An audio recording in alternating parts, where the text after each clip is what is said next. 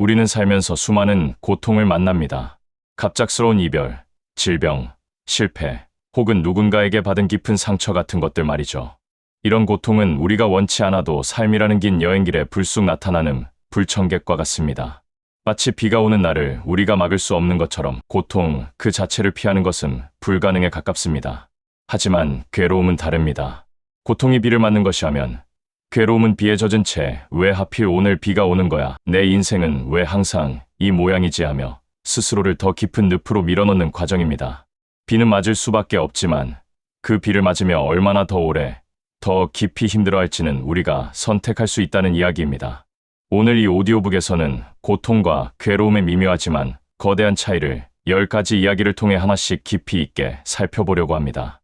고통 그 자체를 인정하는 방법, 괴로움의 고리를 끄는 기술, 그리고 고통을 통해 삶의 진짜 주인으로 성장하는 방법 등 지금 당장 내 마음에 적용할 수 있는 이야기들이 가득 준비되어 있습니다. 단순히 힘내세요라는 뻔한 위로가 아닙니다.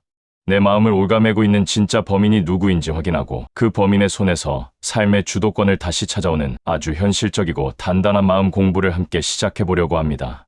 자, 그럼 은은하고 따뜻한 여정을 지금 바로 시작해 볼까요?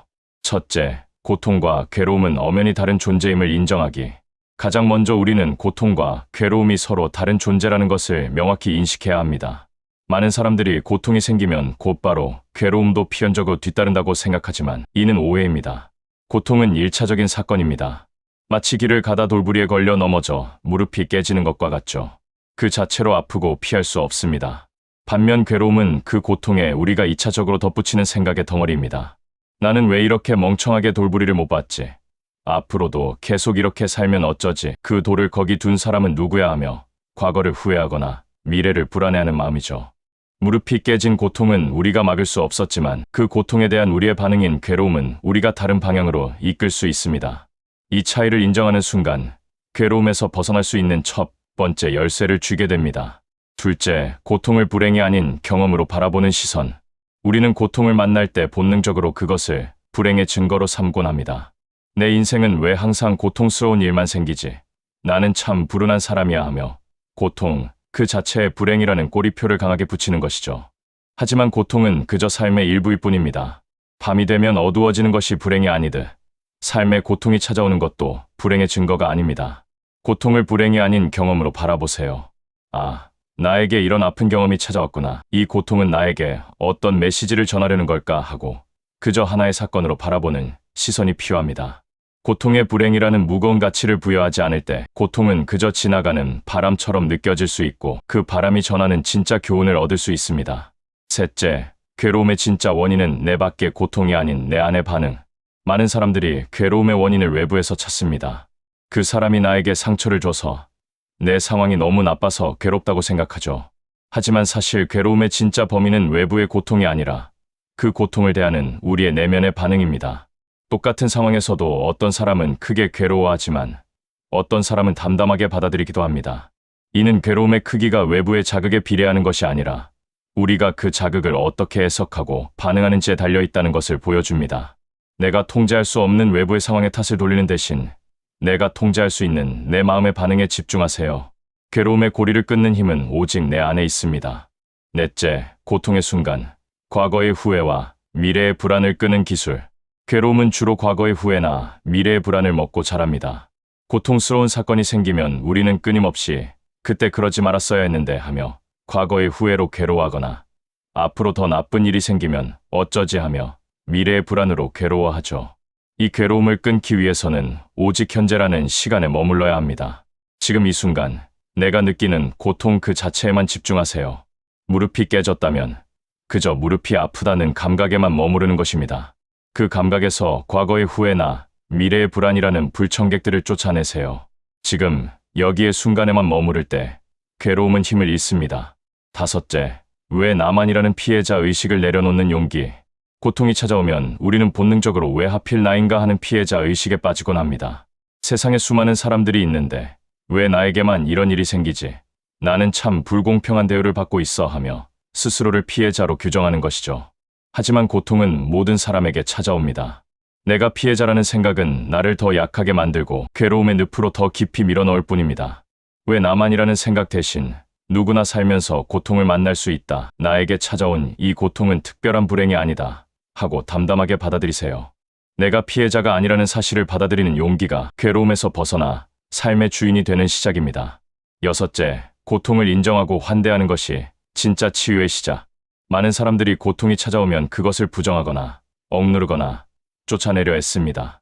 하지만 그렇게 고통과 싸울수록 고통은 더 강한 힘으로 우리를 올가맵니다.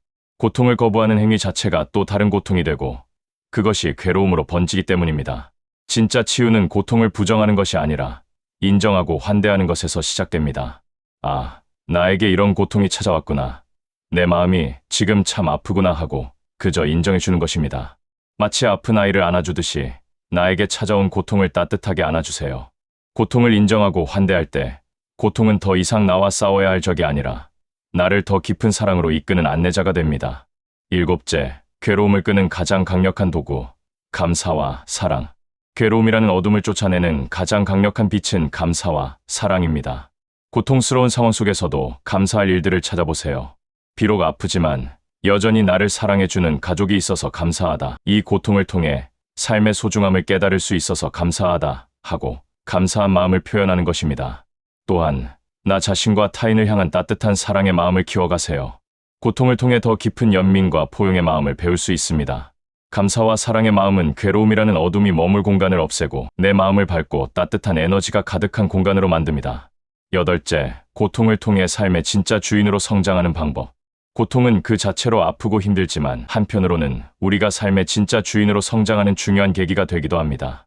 고통을 통해 우리는 삶의 유한함을 깨닫고 진짜 중요한 가치가 무엇인지 다시 생각하게 됩니다. 또한 고통을 극복하는 과정을 통해 더 단단한 내면의 힘과 깊은 지혜를 얻게 됩니다.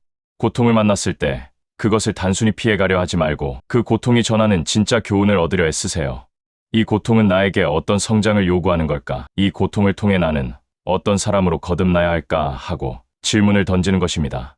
고통을 성장의 기회로 삼을 때 고통은 더 이상 괴로움의 원인이 아니라 내 삶을 찬란하게 빛내는 성장의 걸음이 됩니다. 아홉째, 괴로움은 선택할 수 있다는 확고한 믿음 키우기. 이 모든 이야기의 핵심은 괴로움은 선택할 수 있다는 확고한 믿음을 키우는 것입니다. 고통이 찾아오면 본능적으로 괴로움도 뒤따르겠지만 우리는 그 괴로움을 선택하지 않을 수 있다는 사실을 잊지 마세요. 끊임없이 스스로에게 말해주세요. 고통은 피할 수 없어도 괴로움은 선택할 수 있다. 이 믿음은 단순히 머리로 아는 것을 넘어 내 삶의 경험을 통해 직접 확인하고 내면화해야 합니다. 작은 고통부터 시작해 괴로움을 선택하지 않는 연습을 해보세요. 비록 힘들고 시간이 걸리겠지만 끊임없는 연습과 노력을 통해 괴로움은 선택할 수 있다는 확고한 믿음을 내 마음에 뿌리내릴 수 있습니다. 열째, 괴로움을 선택하지 않는 삶이 주는 진정한 평온함. 마지막으로 괴로움을 선택하지 않는 삶이 주는 진정한 평온함에 대한 이야기입니다. 괴로움을 선택하지 않는다는 것은 삶의 모든 고통을 없애는 것이 아닙니다. 고통이 찾아와도 그것에 휩쓸리지 않고 담담하게 받아들이며 내 마음의 중심을 지키는 것입니다. 이 평온함은 외부의 상황에 흔들리지 않는 내면의 깊은 곳에서 샘솟는 평온함입니다. 어떤 고통이 찾아와도 괴로움이라는 어둠에 휩싸이지 않고 감사와 사랑의 빛을 밝히며 삶의 주인으로 살아가는 삶. 이것이 바로 괴로움을 선택하지 않는 삶이 주는 진정한 평온함이자 우리가 궁극적으로 추구해야 할 삶의 모습입니다. 자, 여러분. 오늘 우리는 고통은 피할 수 없어도 괴로움은 선택할 수 있습니다. 라는 주제로 삶의 가장 중요하고도 위로가 되는 삶의 지혜를 함께 나누어 보았습니다. 오늘 다룬 내용을 짧게 돌아보면 고통과 괴로움은 엄연히 다른 존재이며 괴로움의 진짜 원인은 외부의 고통이 아니라 내면의 반응이라는 사실을 확인했습니다. 고통을 불행이 아닌 경험으로 바라보는 시선의 중요성, 과거의 후회와 미래의 불안을 끄고 현재의 순간에 머무르는 기술, 그리고 피해자 의식을 내려놓고 고통을 인정하며 환대하는 것이 진짜 치유의 시작이라는 사실도 함께 살펴보았습니다. 또한 감사와 사랑의 마음을 키워 괴로움이라는 어둠을 쫓아내고 고통을 성장의 기회로 삼아 삶의 진짜 주인으로 거듭나는 방법, 그리고 괴로움은 선택할 수 있다는 확고한 믿음을 키우는 것까지, 이 10가지 지혜가 여러분의 마음에 작은 따뜻한 불씨가 되었기를 바랍니다. 물론 이 지혜를 내 삶에 적용하는 것이 그리 쉽지만은 않을 것입니다. 하지만 끊임없는 연습과 노력을 통해 우리는 괴로움의 손에서 삶의 주도권을 다시 찾아오고 진정한 평온함을 누리며 삶의 주인으로 살아갈 수 있습니다. 고통의 바람은 피할 수 없지만 괴로움의 파도를 넘어 내 삶의 여행을 찬란하게 빛내는 여러분이 되시기를 진심으로 응원합니다. 오늘 영상도 함께 해주셔서 진심으로 감사합니다. 내용이 유익하셨다면 구독과 좋아요, 그리고 알림 설정까지 꼭 부탁드릴게요. 여러분의 따뜻한 응원이 영상을 만드는데 정말 큰 힘이 됩니다. 앞으로도 유익하고 따뜻한 이야기로 자주 찾아뵐게요. 모두 건강하고 평온한 하루 보내시길 바랍니다.